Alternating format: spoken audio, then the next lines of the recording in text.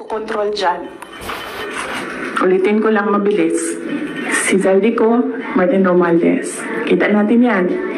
Tingnan nyo ang NEP, tingnan nyo ang GAA, tingnan nyo ang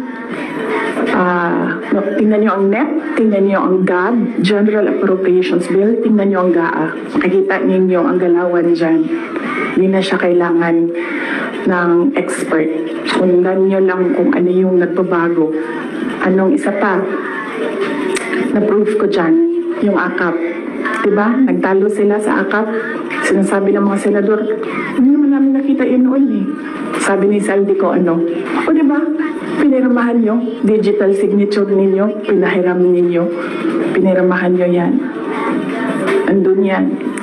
Wala nang bycam na nangyayari.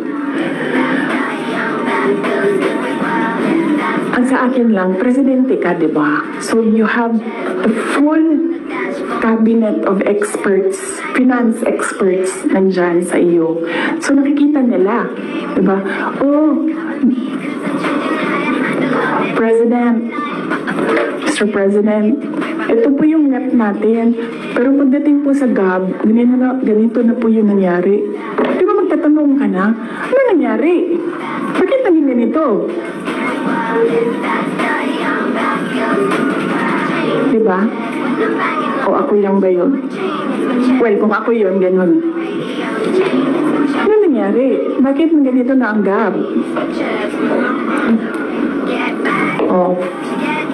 Pagdating ng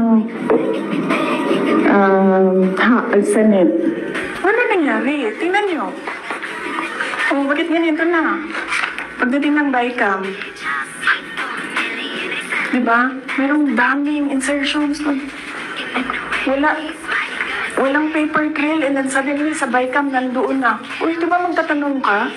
Bakit ganito? Ano nang ginagawa sa budget? Pero hindi ko nakita yun Hindi ko lang alam kung alam niya. But there is an expectation that alam mo kasi ikaw ang nag-submit ng NEP and nakita mo kung anong lumabas sa GAA. So there is an expectation na alam mo kung anong nangyayari sa budget. So merong president na, okay, ito yung NEP.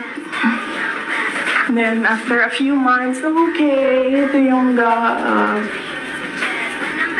Yung wondering kung alam niya kung ano nasa page 2.